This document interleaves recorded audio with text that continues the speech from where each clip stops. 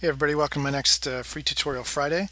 And a little pressed for time this week. I'm heading off to Shanghai next Friday, so there will probably not be, might be able to squeeze in one more of these before I leave, and then probably going to miss the next three after that because of a workshop I'm doing in Shanghai and 1 week workshop I'm doing with Neville and Sparth and a couple other artists in Taiwan. Um, so this week's free tutorial Friday. This is going to be a value block in of a sketch. So you see I started with a sketch there, and it was just a little sketch out of my sketchbook. And I'm going to do a block in, and this is how I would build out a tighter rendering. We're not going to go through the whole thing in this one, but I'm just going to cover the block in part this week, and maybe I'll revisit this one in the future at some point and detail it. So when I'm trying to do a very organized rendering, it usually starts this way with, I took a line sketch and I duplicated it. I put it on multiply on the top, and then I start making layers. Okay, and here you see I have a solid value background, and I established some values in that background. And then I make a layer for each component part of the rendering. And I usually start on the parts of the object that are farther away. So I started with that far side wheel, I think. And then body overlapping that, and then the near side tires will be last, then the wheels will probably be last. So I'm setting up the overlaps, so each layer I add overlaps the next. So this one's got there's the wheel I just made, there's the tire, I should say. So now this tire sits on top of the body. And so when you're layering in your first ones, you just overlap each one so you can, loosely paint that through there. Okay, and one more layer. Looks like do the shadow, and I'll block it in first based on the shadow that I drew, which was basically top lighting. And then we're going to talk about some lighting strategies and move around the shadow. So I could stick with this one, and that would be all it would take. And those are pretty much those are really all the layers. And I'm changing the opacity of my line drawing a bit. And now this is where I'm going to bring my light in. So that was the angle, and I'm going to do sort of top lighting, but I'm going to pull the light a little bit towards us and move it a little bit to the right. And so I do this little map here, just one so you guys can see it. And this I need to shift the shadow a little further under the vehicle and a little bit to the back. So I do a quick sketch of that, and now what I'm doing is the total cheat, which is to just grab that top view shadow and just slide it back a little bit, because it's basically going to be pretty close to the same shape. And I'll probably do a little soft lighting as well and blur that edge in the end. So it's enough to get it in a sort of sketch mode like this correct. Here I've just lassoed a couple of parts of the tires and made a new layer, just probably Command J, new layer via copy off of the tire layer, lightened it a little bit, and now I'm just cleaning up the edges to the edge of the wheels. You could also of course do this with a path and make an elliptical selection, or you can just rough select it with a lasso tool like I did and go around and erase the edge. You also see the little lock on all my layers. That's where I'm setting turning on preserve transparency. So now when I start to paint, like I have preserve transparency turned on for the cab, and that preserves my edges. And that's why the block out at the beginning, where you get all your silhouettes to work, now comes back and pays off, because I don't have to worry about the silhouette of my layer, right, anymore. I just hit preserve transparency. Now the shape will all be there for, anywhere I have pixels on that layer. So when you do your block in and make your layers, you want that to be 100% opaque, like using just a hard edge brush. And it doesn't matter what color or value you block it in, because you're going to change it here. And you saw when I started painting that cab, I did a little levels adjustment first, and then once I had sort of the base value down, now I'm starting to work the lights and darks. And I'm going to probably push a little bit beyond sort of a halfway to black scenario. If you watch my DVDs, you know what I'm talking about. I'm probably going to push a little bit more extreme with the contrast here. And there I'm blocking in the interior of the cab. And if you look at my light, I've set up it's mostly from above, so that means all the top surfaces are going to be the brightest. And this little door, this side panel that has the number 5 on it, that's also in the light. And then the back of the cab is in shadow. But because it's lit from above, I can still get some of those little details on the back of it just catching a little bit of light. Again, it's pretty loose shadow construction and lighting here. And I'm sure that that little vent sticking off the side panel of the cab, for instance, right, that shadow should be much longer. So I'm definitely cheating a little. And here's the core shadow. So there's some round elements in the lower part of the cab, or the chassis here. And I'll block those out.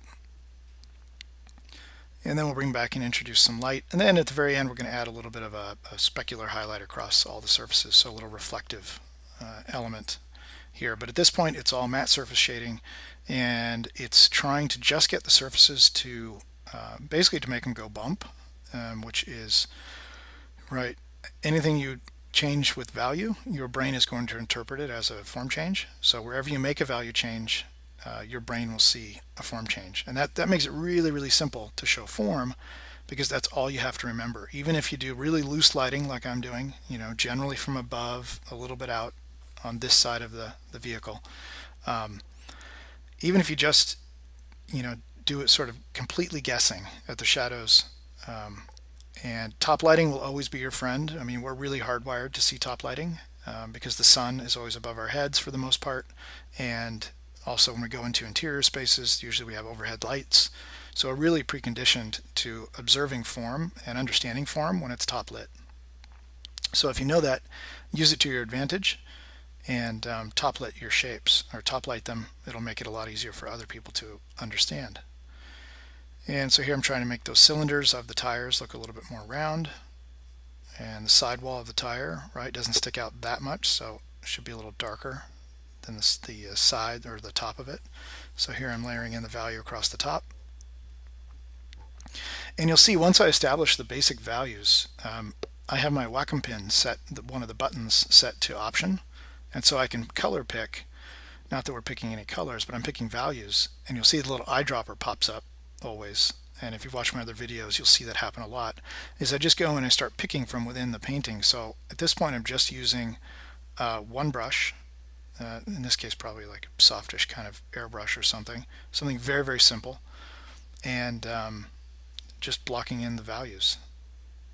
And you can imagine this, when you go past the initial block in, it just goes further and further. You zoom in, you start rendering surfaces and values over this initial block in, and all the time the line work gets lighter and lighter, and you might even paint right over the top of that line work to get rid of those lines, and then making it look more photoreal. So here I like to pull out this little top, like there's a little edge of this rim is sticking out to catch a little bit of light, and that really helps set it off from the tire. And that's a little, that's the reason, really one of the reasons we pulled the light out away from being exactly top lit, is so we can get a little bit of light shining into those deeper dish wheels. And so that's, by shining the light in there a little bit, it catches the lower edge. If it was exactly top lit, we wouldn't be able to get as bright a bit of sun in there. And adding a little gradation to the shadow. The shadow in this case will be darker where it's closer to the object, and out towards the middle where you get less sort of skylight flooding into the edges of the shadow. And I've just added a little bit of value to the background because I thought the cab wasn't popping, the shadow side of the cab. And there's what it looks like without the line work. And you can see how it looked. You could see all the forms, and that's the check, is to see if, is the line work holding it together, or is the value working. So here I'm actually going to get rid of the line work a bit. So I added a layer mask to my multiply layer, which has my line drawing. And this would be sort of the start of a cleanup layer, because all the basic values are blocked in. But the line work is, making it look not very real. So the place that looks the most unrealistic is around the silhouette, because we don't, in nature and in reality, when we look at objects around us, they don't have lines around them. So those are the ones you want to get rid of first. You can leave sort of the lines on the interior, because a lot of objects have lines on the interior, like cut lines and things like that. So you can leave that, but the one to make it look the most realistic, right, is the outline, or the silhouette. So I just did a layer mask to get rid of that. And now I'm going back to the cab, and I'm picking out a few of the details and thinking more about my lighting.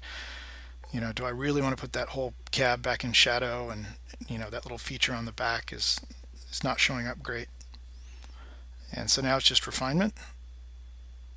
And basically the block in is done. I'm going to block in a couple of windows here. So I do the same exact routine as before, which is make a layer and grab a hard edge brush at 100% opacity, block in the glass, and really all I'm trying to do is create a template, or a mask basically, by cleaning up the silhouette edge. That's really what I care about the most. And now I can worry about the values. So you saw with the levels, I just pulled it down and then I pulled it on multiply. So that layer is now a multiply layer. That allows us to see some of the cab and the interior. And then I put a new layer on top. And I'm going to use the same shape as the windows. And I'm going to add a bit of glare. So this is introducing a bit of the Fresnel effect to those windows and to the shiny glass. And I'm picking the values of my background and I'm bringing them up and reflecting that into the glass a little bit. And here's a little division between those two windows.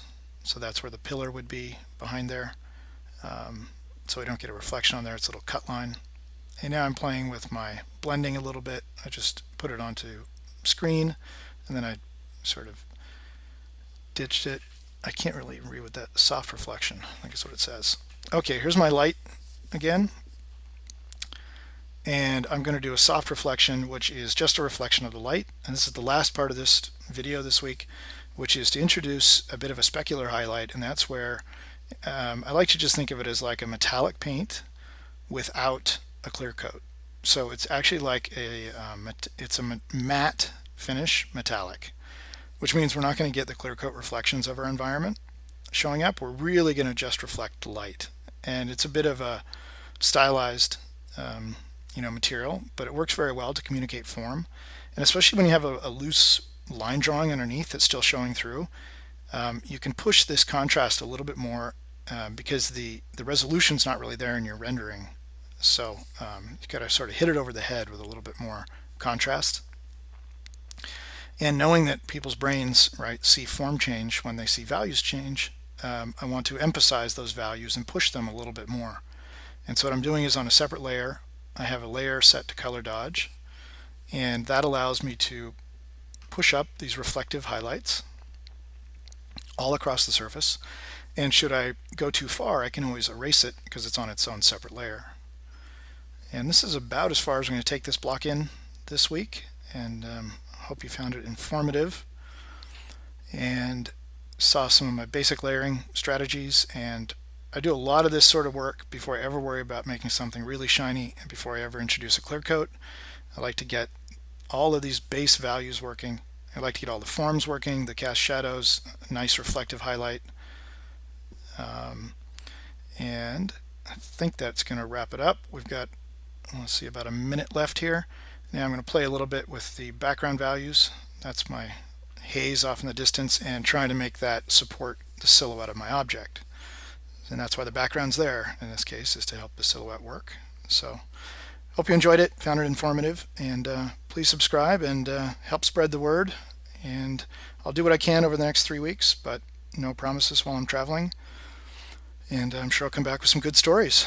Have a great week.